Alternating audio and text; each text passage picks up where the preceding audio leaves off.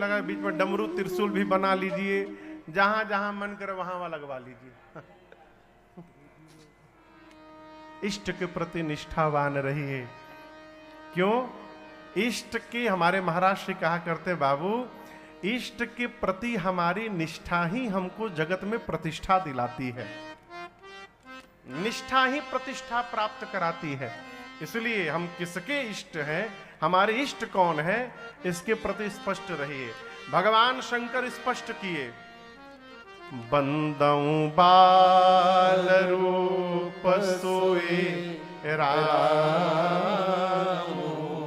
शंकर जी ये नहीं बोले बड़के राम जी, नहीं, बंदऊ बाल रूप सोई राम। राम जी के बाल रूप की मैं वंदना करता हूं। और काकभूषुंडी जी तो जगत में घोषणा करते हैं कि इष्ट देव मम बालक राम। श्री काकभूषुंडी जी कहते हैं मेरे बालक राम मेरे इष्ट है। एक दिन सरकार मैं सोच रहा था कि शंकर भगवान और श्री काकभूषुंडी जी बड़े वाले राम जी को छोड़कर ये छोटे वाले राम जी को इष्ट क्यों बनाए हुए हैं। तो मन में एक भाव आया जो मैं आपको बताऊं। संभवतः ऐसा हो सकता है कि शंकर भगवान और श्री काकभूषुंडी जी ये सोचे होंगे कि यदि बालक राम इष्ट होंगे और जीवन में कभी आमने सामने जाने का अवसर मिल गया तो हो सकता है कि परमात्मा को गोद में उठाने का सौभाग्य प्राप्त हो जाए, इसलिए बालक राम को इष्ट बनाए।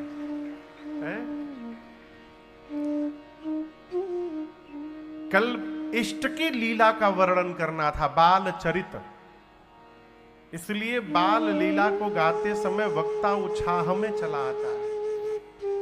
और हम आपसे एक बात कहें, वास्तविकता में यदि जीवन में उत्साह है तो वो बालपने में ही है।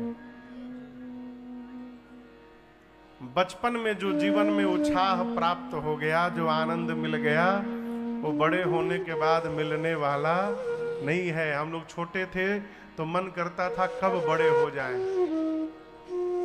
लेकिन सत्य में सुनी भैया, अब मन करता है काश फिर से छोटे हो जाए।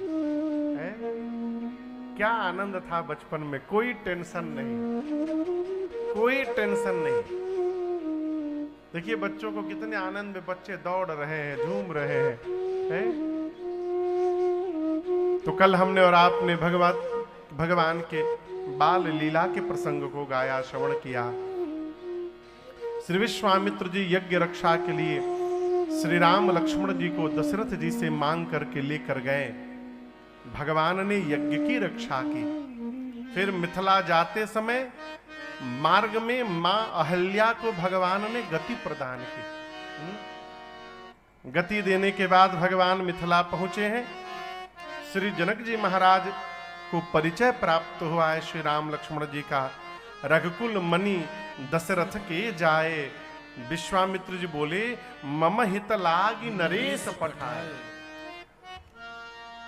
जिस प्रकार का अतिथि आवे घर में, उस अतिथि की उसी प्रकार की व्यवस्था करनी चाहिए। एक ही मंत्र से सभी देवताओं की पूजा नहीं होती। होती है क्या, आप बताइए? जैसे देवता होते हैं उस प्रकार उनका मंत्र होता है, उसी प्रकार जिस प्रकार का अतिथि आवे उसी प्रकार उसकी व्यवस्था करनी चाहिए। जनक जी महाराज सोचे चक्रवर्ती राजा के कुमार है श्री राम लक्ष्मण, चक्रवर्ती महाराज के कुमार आम के बगीचे में रहेंगे, उचित नहीं है। अच्छा, यहां एक भाव दर्शन करिए।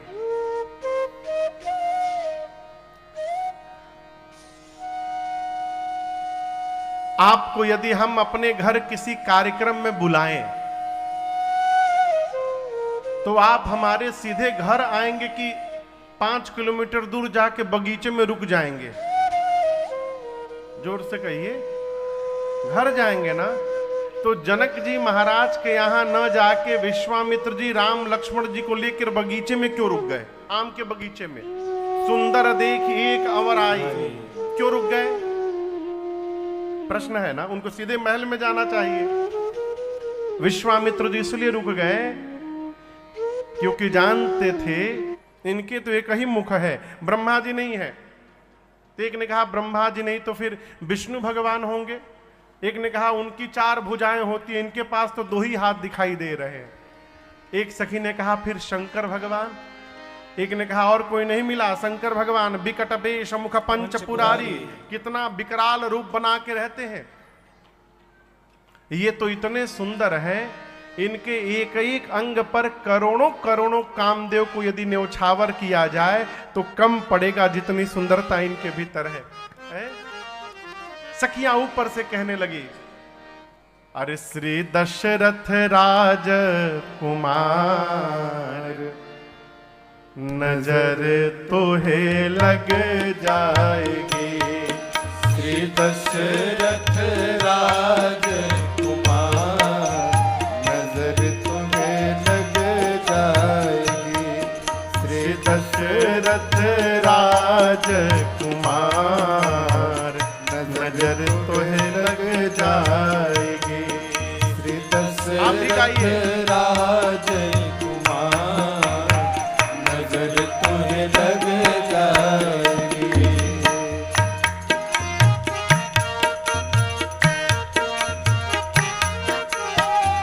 कीट मुकुट सुंदर सिर सोहे। कीट मुकुट सुंदर सिर सोहे। कीट मुकुट सुंदर सिर सोहे। कीट मुकुट सुंदर सिर सोहे। शवनन कुंडल मुनि मन मोहे। श्रवणन कुंडल मुनि मन मोहे। हिय हिरन की हार नजर तोहे लग जाएगी। हिय हिरन की हार नजर तोहे लग जाएगी। श्री दशरथ राज कुमार नजर तोहे लग जाएगी।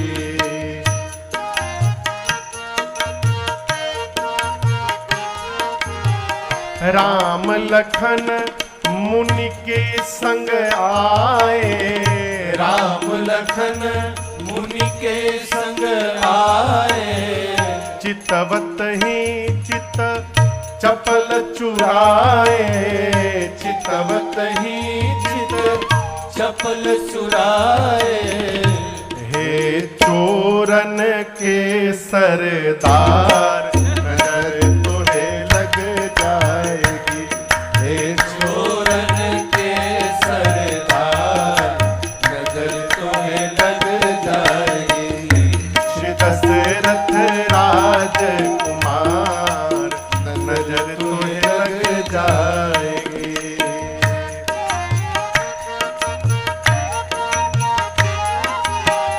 यह चर्चा घर घर अलियन में। यह चर्चा घर घर अलियन में। बिहर मिथिला की गलियन में। बिहर मिथिला की गलियन में। जनु देह धरे श्रृंगार नजर तोहे लग जाएगी। जनु देह धरे श्रृंगार नजर तुम्हें लग जाएगी। श्री दशरथ राज कुमार नजर तोहे लग जाएगी।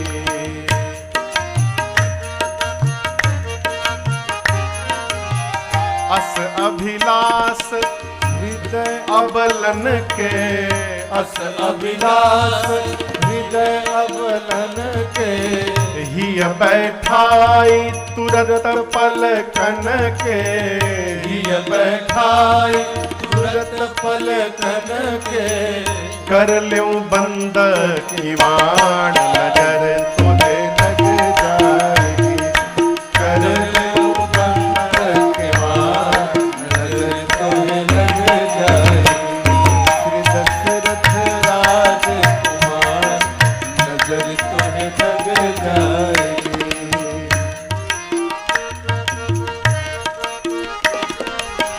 सुन सखियन मुख अटपट बानी। सुन सखियन मुख अटपट वाणी। बिहसत श्री रघुबर धनु पानी। बिहसत श्री रघुबर धनु पानी। जन राजेश हूँ बलिहार, नजर तोहे लग जाएगी। यह राजेश हूँ बलिहार, नजर तुझे लग जाएगी। श्री दशरथ राजकुमार, नजर तोहे लग जाएगी। श्री दशरथ राजकुमार, नजर तुझे लग जाएगी। श्री दशरथ राजकुमार, नजर तुझे लग जाएगी। श्री दशरथ राज कुमार, नजर तोहे लग जाएगी। अरे हे चोरन के सरदार, नजर तोहे लग जाएगी। मेरी माँ किशोरी जी की 8 सखियां हैं। कितनी? जोर से कहिए। 8 सखियां। राम जी जब गलियों में निकले ना, एक गीत है मामा जी का,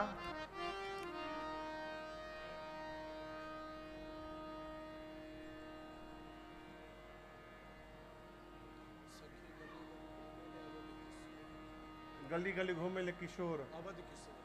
हाँ, अवध किशोर। अवध किशोर क्या है बताओ मुखरा। सखी गली गली घूमे ले अवध किशोर। इसके पहले का लाइन उतना तो हमरो याद बा। चलिए बाद में कभी सुनाएंगे, स्मरण में नहीं आ रहा है।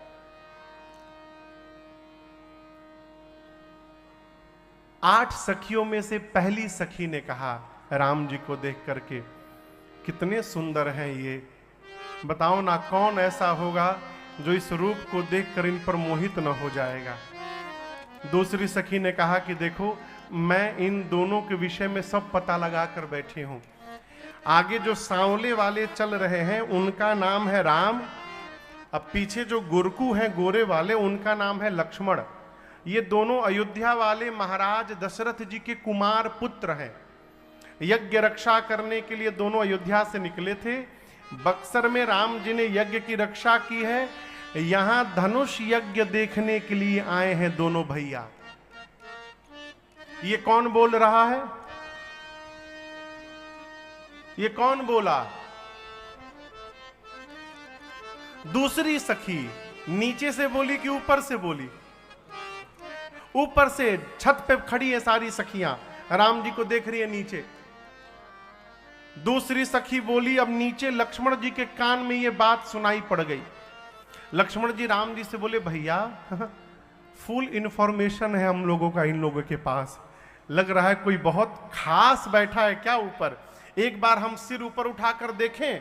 राम जी बोले बिल्कुल नहीं देखना है, नीचे देखो, इसीलिए तो हम तुमको अकेले नहीं आने दिए, साथ में हम आए हैं कि इधर उधर तुम ना देखो, नीचे देखो। तब तक तीसरी सखी ने कहा, एक बात बोले, ये गोरा वाला तो नहीं लेकिन ये जो सांवले वाले दिखाई दे रहे हैं ना, अरे जोग जान की यह पर श्री किशोरी जी के लिए सांवले वाले उचित दूल्हा दिखाई पड़ रहे हैं।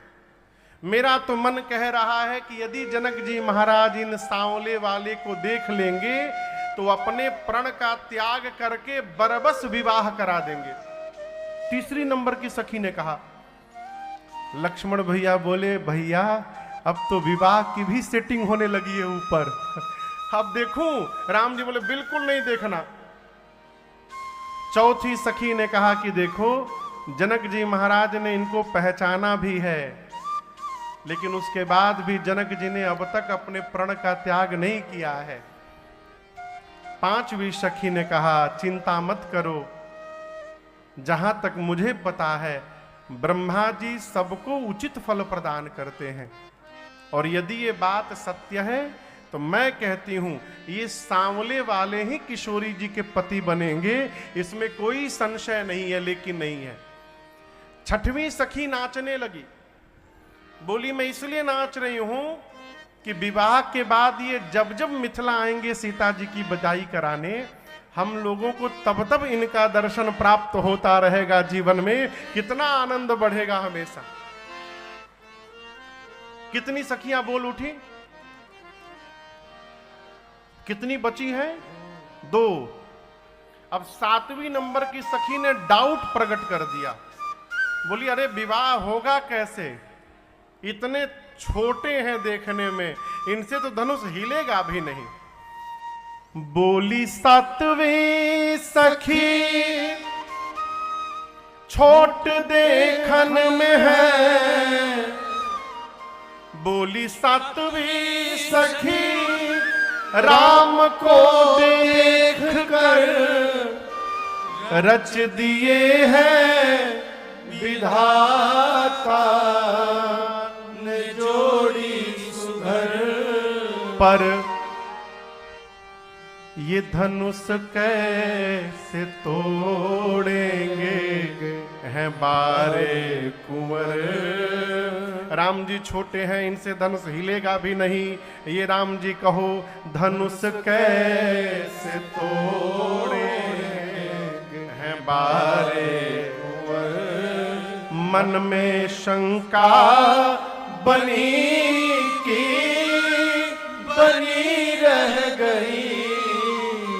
सखी 7वीं नंबर की सखी ने डाउट कर दिया, कहा इतने छोटे हैं, इनसे धनुष हिल नहीं पाएगा। हर घर में 1-2 आदमी निगेटिव बात करने वाले होते हैं, हर घर में, हर ग्रुप में, हर घर में उनका काम है निगेटिव बात करना। इम्पॉसिबल। अरे काहे का इम्पॉसिबल?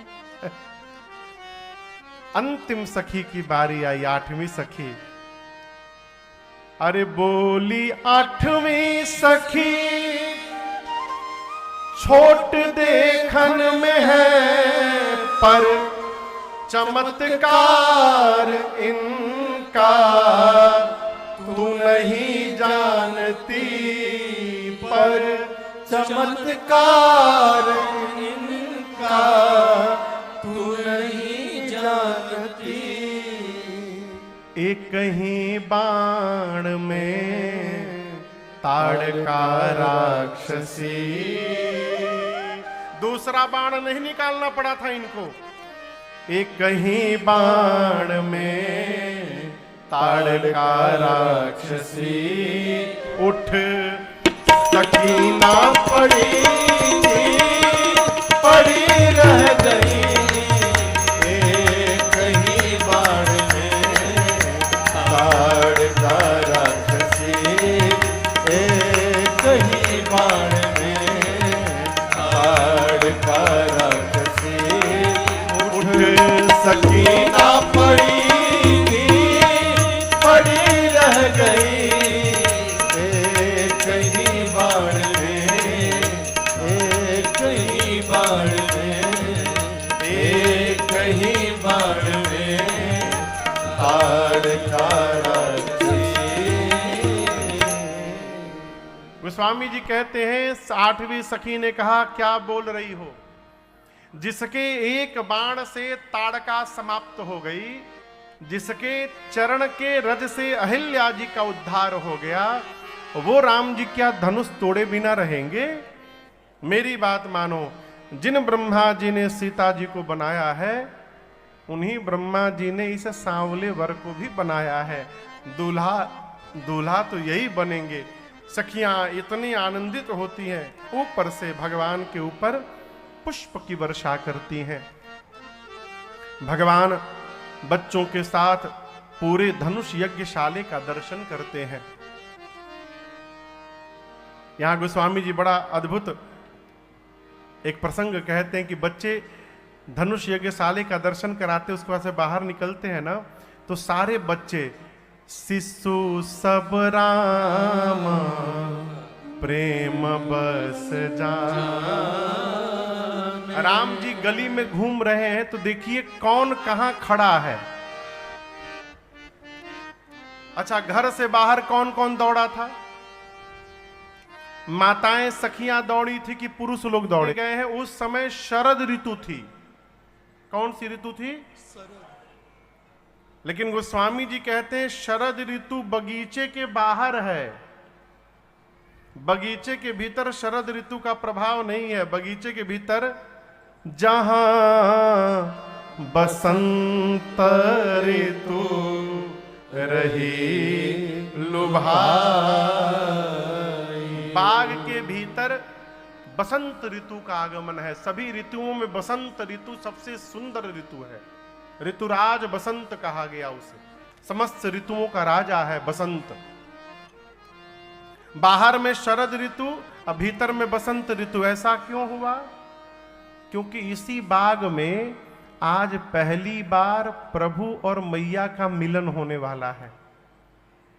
जब जीवन में भगवान की भक्ति प्राप्त हो जाए ना, तो हमारे जीवन में भी सदैव बसंत ऋतु का आगमन हो जाता है, अर्थात चारों तरफ हरियाली आनंद ही रहता है। किसी महापुरुष ने कहा है, अरे जिसे जीवन में मिला सत्संग है, उसे हर घड़ी आनंद ही आनंद है। वो जिसको जीवन में मिला सत्संग है, वो जिसको जीवन में मिला सत्संग है, उसे हर घड़ी आनंद ही आनंद है, उससे हर घड़ी आनंद ही आनंद है। जिसका हरि से जुड़ा पुष्पदल लेते देख लिया, भगवान दिखाई पड़ गए, अचानक बावली हो गई, दौड़ कर आई है, सीता जी से आकर कहती है, अरे जिनकी चर्चा है कल से नगरिया में, जिनकी चर्चा है कल से नगरिया में, वही आए सखी फुलवरिया में, वही आए सखी फुलवरिया में। जिनकी चर्चा, अरे हाँ जिनकी चर्चा, अरे हाँ जिनकी चर्चा है कल से नगरिया में, वही आए सखी फुलवरिया में, वही आए सखी फुलवरिया में।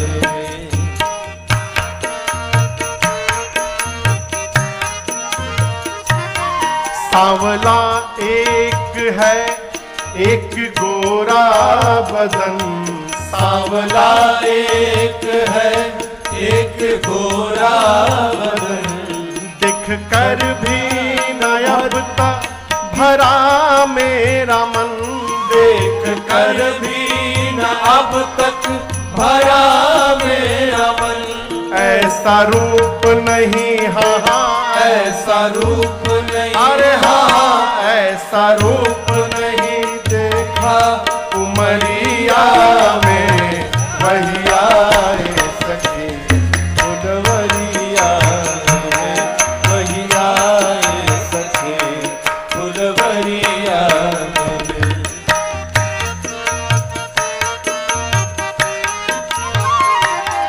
कोई कहता है दशरथ दुलारे हैं वो, कोई कहता है दशरथ दुलारे हैं वो, यज्ञ रक्षा में असुरों को मारे हैं वो, यज्ञ रक्षा में असुरों को मारे हैं वो। तीर बांधे, अरे हाँ हाँ तीर बांधे, अरे हाँ तीर बांधे हैं कस कर कमरिया में, वही आए सखी फुलवरिया में, वही आए सखी फुलवरिया में।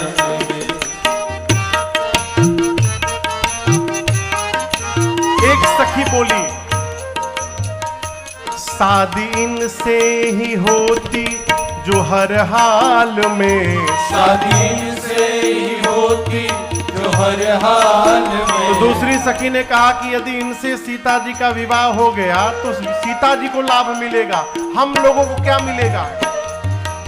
बोली पागल हो, यदि इनसे सीता जी का विवाह हो जाएगा, शादी इनसे ही होती, शादी इनसे हर होती, शादी इनसे ही होती जो हर हाल में। आया करते हमेशा ये ससुराल में, आया करते हमेशा ये ससुराल में। नैना डूबे रहते, हाँ नैना डूब रहते, अरे हाँ नैना डूबे रहते रूप की लहरिया में। वही आए सखी फुलवरिया में, वही आए सखी फुलवरिया में।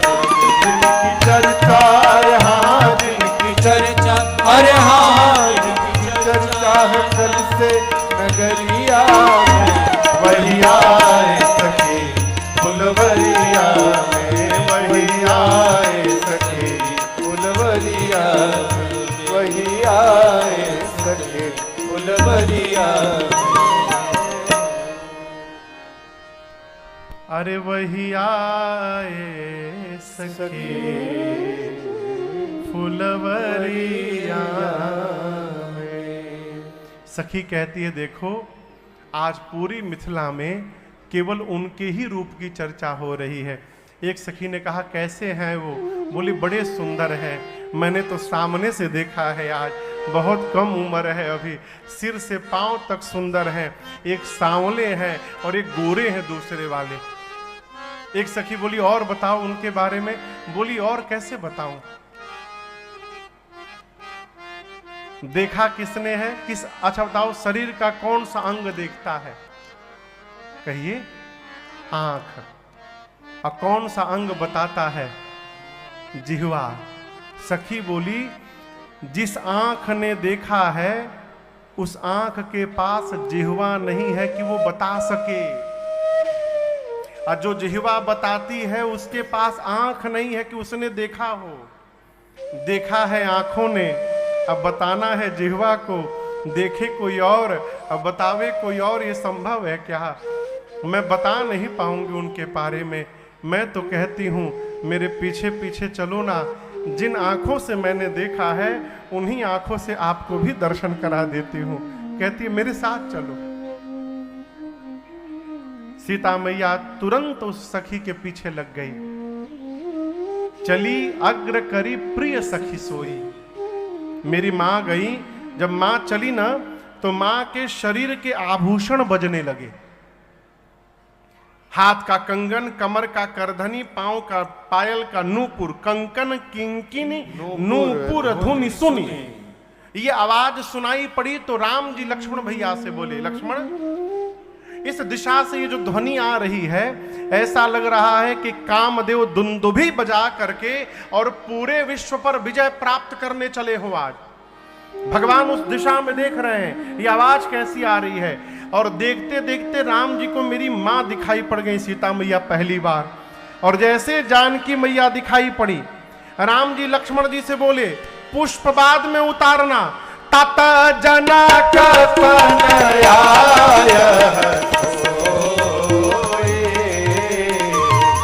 तात जनक तनया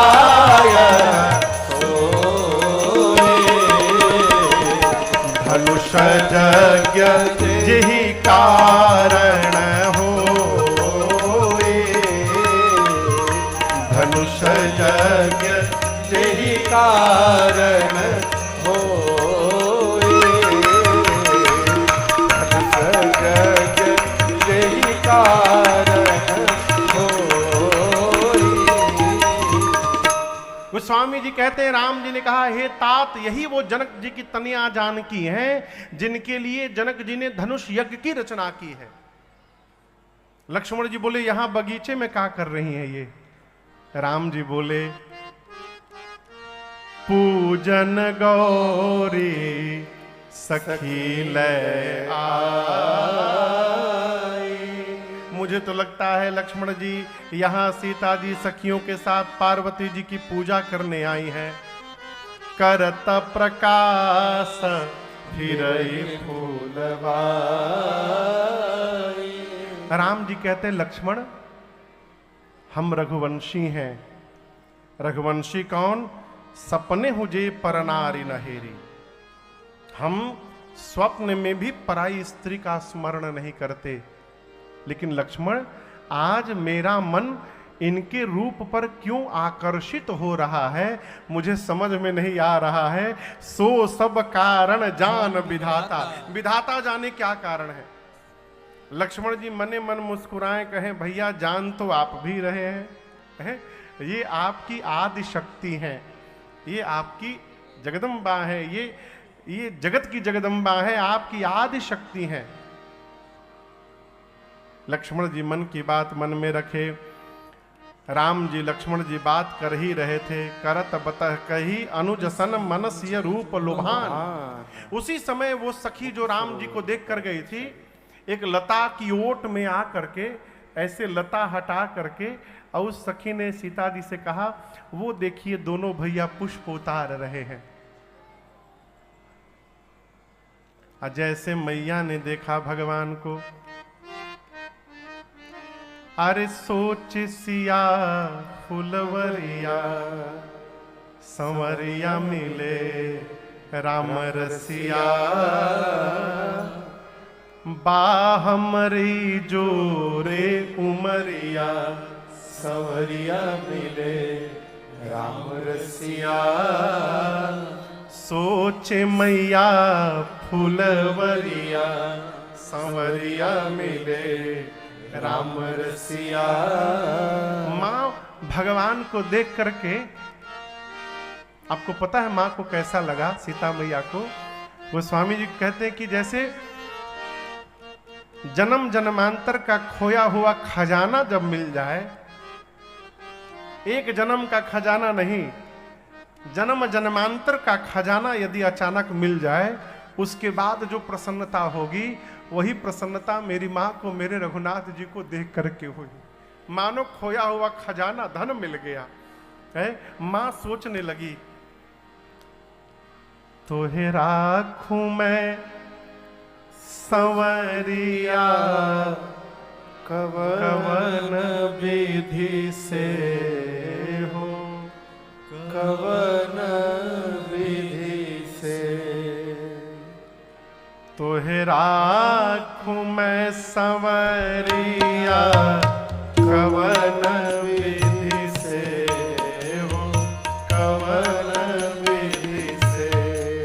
तोहे राखूं मैं संवरिया कवन विधि से हो, कवन विधि से।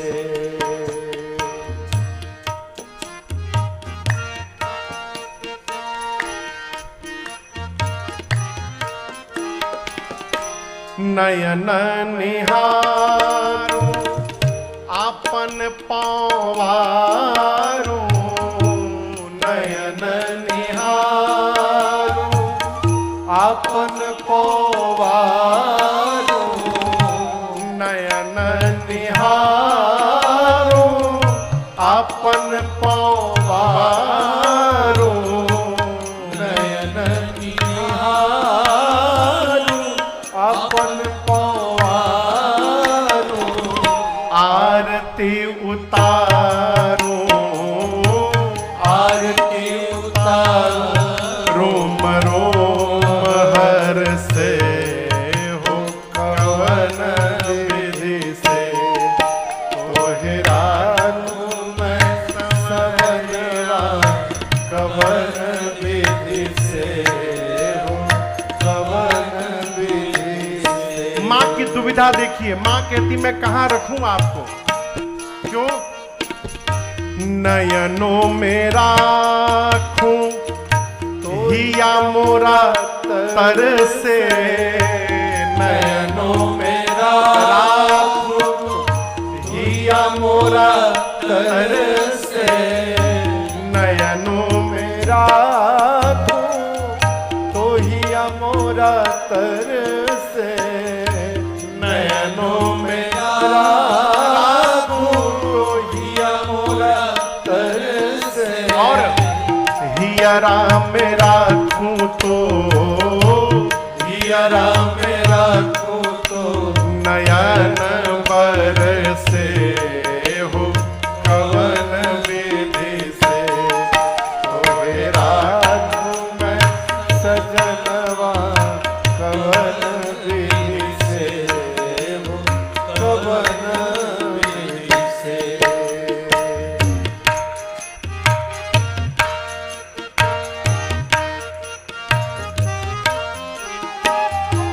गिरधर प्रभु सिया सुमिरी भोरी भई, गिरधर प्रभु सिया सुमिरी भोरी भई, गिरधर प्रभु सिया सुमिरी भोरी भई, गिरधर प्रभु सिया सुमिरी भोरी भई, प्रीति पुरातन, प्रीति पुरातन प्रभु बरसे कवन विधि से, तोहे राखूं मैं सजनवा कवन विधि से हो कवन विधि से, तोहे राखूं मैं सजनवा कवन विधि से हो कवन विधि से, तोहे राखूं मैं सजनवा कवन विधि से कवन विधि से हो कवन विधि से हो कवन विधि से। माँ ने भगवान को नेत्र के रास्ते से प्रवेश करा करके रूप को भगवान के हृदय के सिंहासन पर पधराया और नेत्र बंद करके माँ ने भगवान को खूब निहारा। एक मेरी प्रार्थना है आपसे, मंदिर जाया करिए ना तो मंदिर में जाकर केवल भगवान को देखिए, क्यों? वही एक देखने लायक है, अवश्य देखिए ही देखन जोगु। माँ ने खूब भगवान का दर्शन किया है। जो सखी देख करके आई थी राम जी को, उस सखी ने समय जान करके कहा विलंब हो रहा है तो यहाँ दर्शन करिए। सीता जी बगल में खड़ी हैं, ठीक ना सुरेश जी? सीता मैया बगल में खड़ी हैं सखी के, और राम जी दूर पुष्प उतार रहे हैं, दूर खड़े हैं। सीता जी से कोई बात कहनी होगी तो कैसे कहेगी? ऐसे कहना चाहिए ना कि सीता जी बहुत देरी हो गई, चला जाए आज, कल फिर आना है इसी टाइम, ऐसे बोलेंगे ना। वो ऐसे नहीं बोली। मालूम है क्या बोली वो?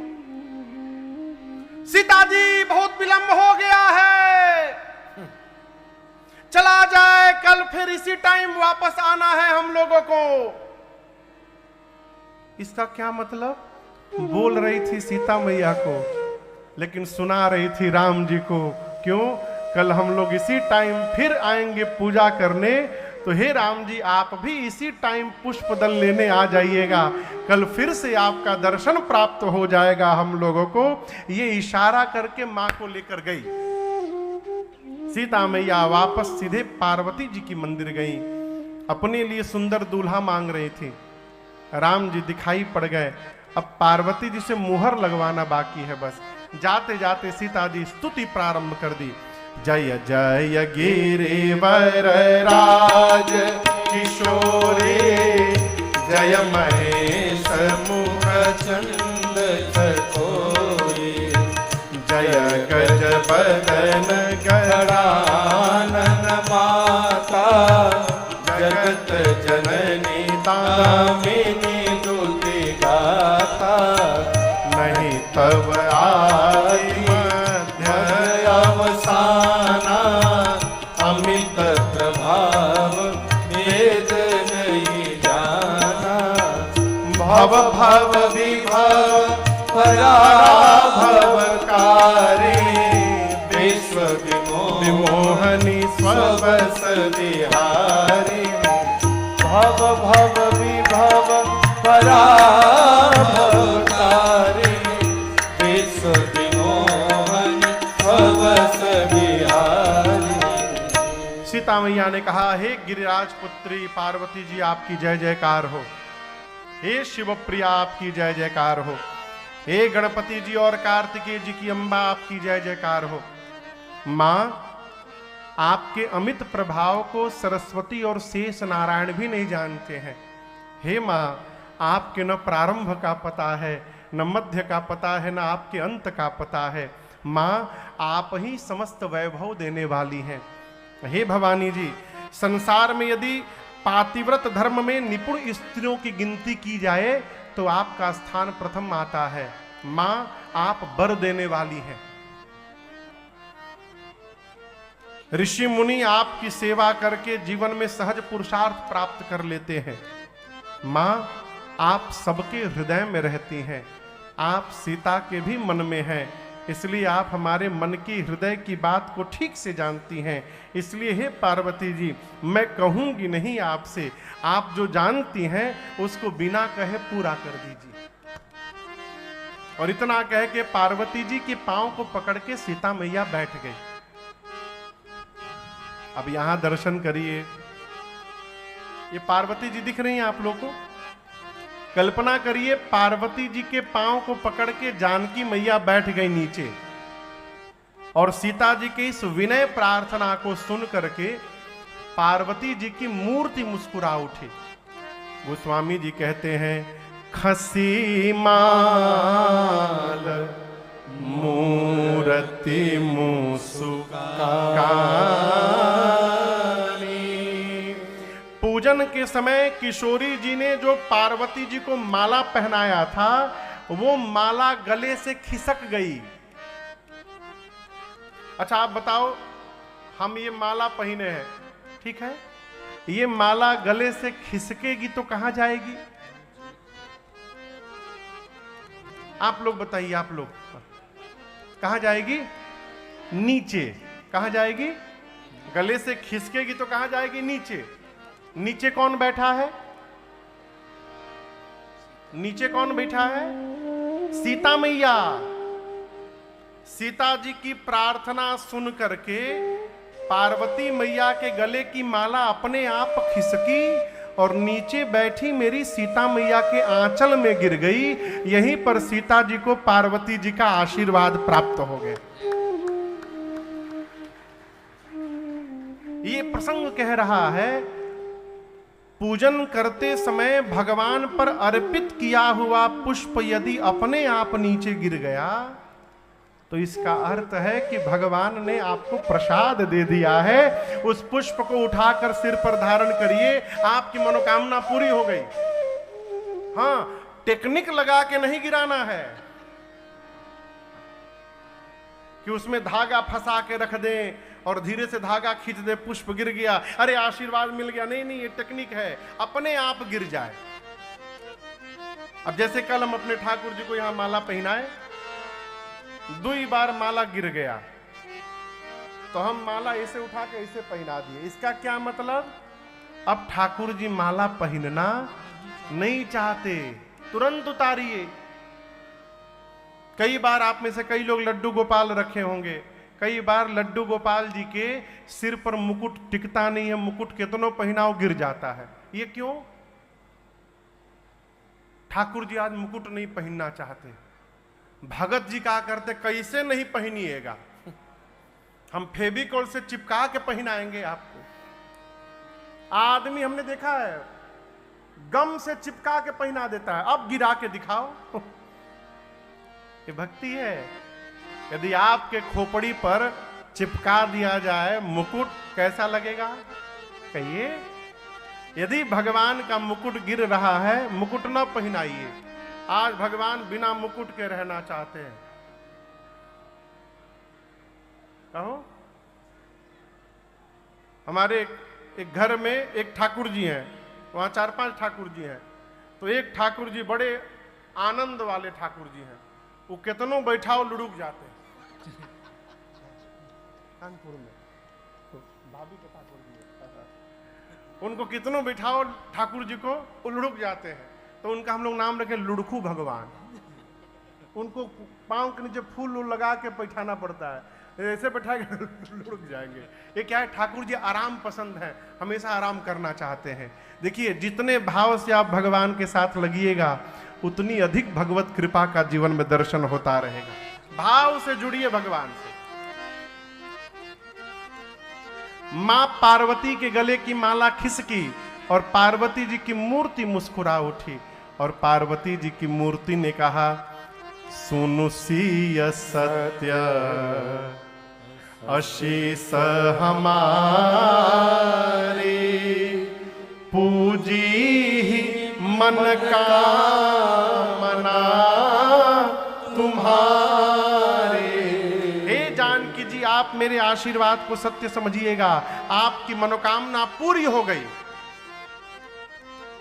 सीता जी ने कहा, कौन सी मनोकामना मां?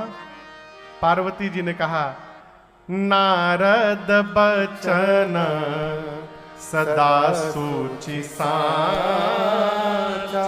नारद जी ने सीता जी को पहले ही बता दिया था कि स्वयंवर के एक दिन पहले प्रातः काल पुष्प वाटिका में जिस सांवले पुरुष का दर्शन प्राप्त होगा वही आपके परम सौभाग्य बनेंगे। ये नारद जी पहले बोल चुके हैं। वही जन पार्वती जी कहती है, नारद बचन सदा सुचि साचा। नारद जी का वचन सदैव सत्य है, पवित्र है। सो बर मिलही जाहि मन राचा। आपके मन में जो रचा है वही बर आपको प्राप्त होगा। सीता जी ने हाथ जोड़कर कहा, मां और क्लियर करके बता दीजिए आप। तो पार्वती जी ने और स्पष्ट किया। क्या कहा? मैया कहती हैं, मनुजाहि राचेऊ मिले सो बर सहज सुंदर सामरो, करुणा निधान सुजान शील स्नेह जानत रावरो, एहि भांति गौरी असीस सुनी सिय सही कहिया हरसी अनी, तुलसी भवानी पूज पुनि पुनि मुदित मन मंदिर चली, तुलसी भवानी तुलसी भवानी तुलसी भवानी पूज पुनि। पार्वती जी ने कहा, आपके मन में जो रचा है बसा है वही बर आपको मिलेंगे। कौन? सहज सुंदर सामरो। ये सीता जी जो सहज हैं, सुंदर हैं, सांवले वाले हैं। कौन वाले? सांवले वाले। सहज सुंदर हैं। सहज हैं इसलिए सुंदर है। सहज सुंदर यानी सहज भी है और सुंदर भी, ऐसा नहीं है। सहज है इसलिए सुंदर है। सुंदरता कौन? जो जीवन में जितना सहज है वो उतना सुंदर है।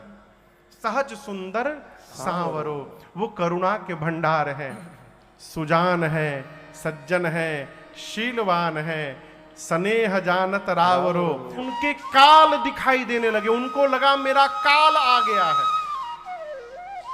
जो राजा अपने को वीर मानते थे उनको राम जी परम वीर दिखाई देने लगे। सरकार जो भक्त राजा थे उनको राम जी भगवान दिखाई देने लगे। उनको लगा मेरे भगवान आ गए हैं। ज्ञानी राजाओं को राम जी परम तत्व के रूप में दिख रहे हैं। गोस्वामी जी कहे, किसके किसके बारे में मैं कहूं? जिनकी रही भावना जैसी, प्रभु मूर्ति तीन देखी तैसी। सभी लोगों ने अपनी अपनी भावना के अनुरूप भगवान का दर्शन किया है।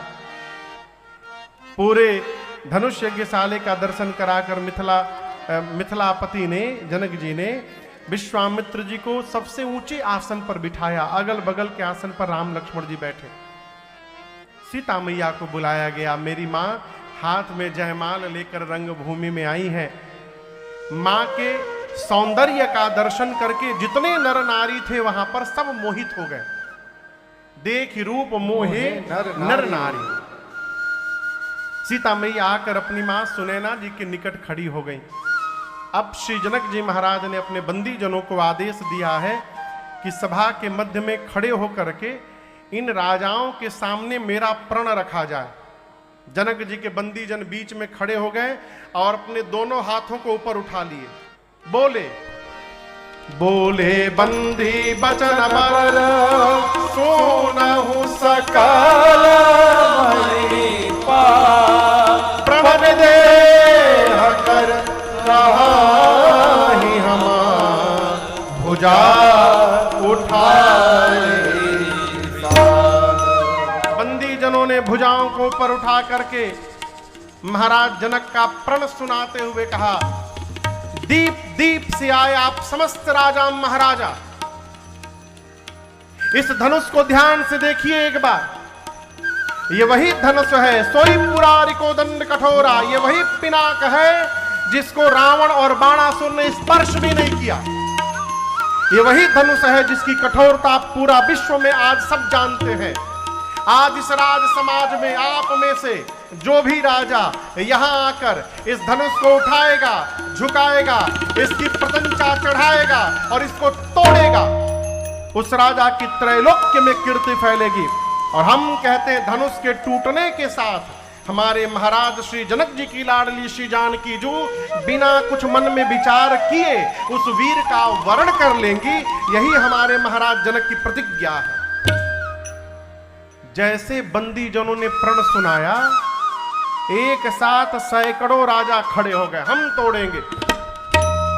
बंदी जनों ने कहा बैठिए बैठिए, सब लोग बैठिए, बारी बारी से आना है सबको, सब लोग बैठिए। सबसे पहले जो राजा थे उनको कहा गया चलिए आप प्रयास करिए। जैसे कहा राजा खड़े भय, सबसे पहले अपन धोती ठीक से बांधे।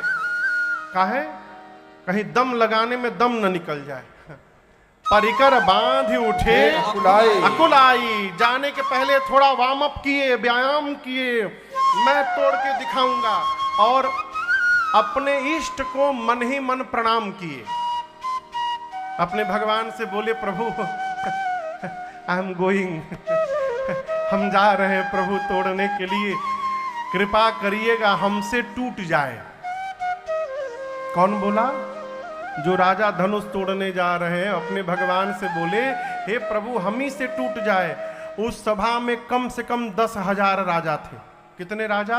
10,000। जब एक राजा अपने भगवान से बोला कि प्रभु हमसे टूट जाए, तो जो 9,999 राजा बैठे थे वो तुरंत अपने भगवान से बोले प्रभु बचाइएगा, इससे न टूटने पाए। अब कहां एक राजा, कहां हजारों राजा। गोस्वामी जी कहते हैं राजा जात वैसे रहे कि मानो चुटकी में तोड़ देंगे। तमकी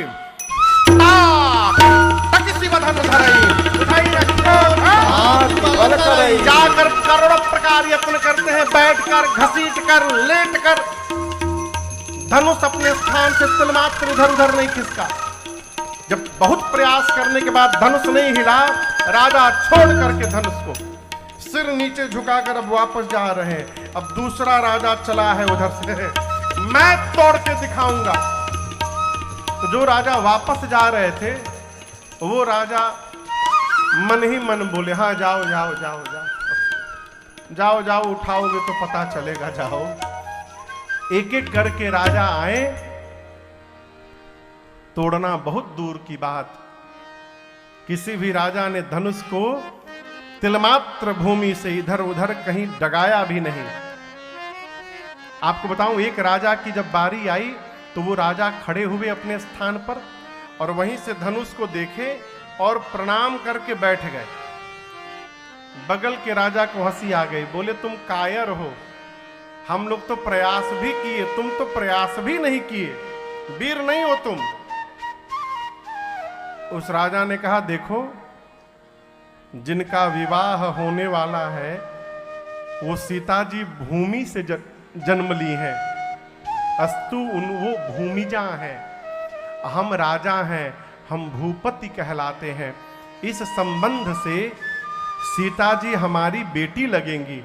हम यहाँ बेटी से विवाह करने नहीं आए हैं, हम बिटिया को विवाह में आशीर्वाद देने के लिए आए हैं, इसलिए हम धनुष तोड़ने जाएंगे ही नहीं। स्वामी जी कहते हैं, जिनके कछु विचार मन माही, चाप समीप महीप न जाहि। गए ही नहीं। किसी भी राजा से जब धनुष नहीं खिसका तो राजाओं ने तुरंत निर्णय लिया कि एक काम किया जाए, मिल करके तोड़ दिया जाए। एक राजा ने कहा, मिल करके तोड़ देंगे, ठीक है, विवाह किसके साथ होगा? राजाओं ने निर्णय किया, पहले टूटने दिया जाए, टूट जाएगा, उसके बाद हम आपस में विचार कर लेंगे, युद्ध लड़ लेंगे, जो विजेता होगा उससे विवाह होगा। राजाओं ने मंजूरी दी। और आपसे कहूं 10,000 राजा लगे। कितने राजा? 10,000 एक साथ उठाने। ए जी भूप सहस दस एक बारा, भूप सहस दस एक बारा, लगे उठावन तरई नटारा, लगे उठावन तरई नटारा, लगे उठावन तरई नटारा। 10,000 राजा एक साथ प्रयास किए, परंतु धनुष अपने स्थान से तिलमात्र इधर उधर नहीं खिसका। सारे राजा धनुष के हाथों अपनी कीर्ति वीरता गंवा करके अपने आसन पर जाकर सिर झुका करके बैठ गए। ये दृश्य देखते जनक जी को आवेश आ गया। जनक जी महाराज खड़े हुए। समस्त राजाओं को देख करके जनक जी ने कहा, दीप दीप से आए आप समस्त राजा महाराजा। आप में से कोई भी ये राजा नहीं बोल सकता है कि मैंने निमंत्रण देकर उनको बुलाया है। यहां पर आए सुनी सुनी जो पण ठाना। आप सभी राजा मेरा प्रण सुन सुन कर आए हैं यहां पर। और ये ना समझिए कि मैं पहचान नहीं रहा हूं कौन आया है कौन नहीं आया है। मैं देख रहा हूं दैत्य वेश बदल करके यहां बैठे हैं, देवता शरीर धारण करके विराजमान है यहां पर, पाताल से नाग उपस्थित हैं, मनुष्य बैठे हैं। आप तो कह रहे थे आप लोग कि अभी तोड़ देंगे, शर्म करिए। तोड़ना तो दूर, आप में से किसी भी राजा ने तिलमात्र भी धनुष को धरती से इधर उधर नहीं किया है, तिलमात्र। मेरी बेटी सुंदर है, ये कीर्ति वर्ण करने योग्य है, परंतु मुझे तो ऐसा लग रहा है ब्रह्मा जी ने इस धरती पर ऐसा किसी को बनाकर भेजा ही नहीं है जो इस कीर्ति को जीवन में धारण कर सके। सावधान समस्त राजा महाराजा, आज के बाद कोई भी अपने को वीर नहीं बोलेगा कि मैं वीर हूं। मैं जनक जान गया कि धरती वीरों से रिक्त हो चुकी है। क्या बैठे हैं, किस लिए बैठे हो? विवाह का आस छोड़िए और अपने घर वापस लौटिए। आज यदि मैं प्रण का त्याग करता हूं तो मेरे जीवन भर की कीर्ति कलंकित हो जाएगी। प्रण पे टिका रहता हूं तो मेरी आंखों के सामने मेरी बेटी कुमारी रह जाएगी। मैं जनक जानता कि धरती पर अब कोई वीर नहीं बचा, भरी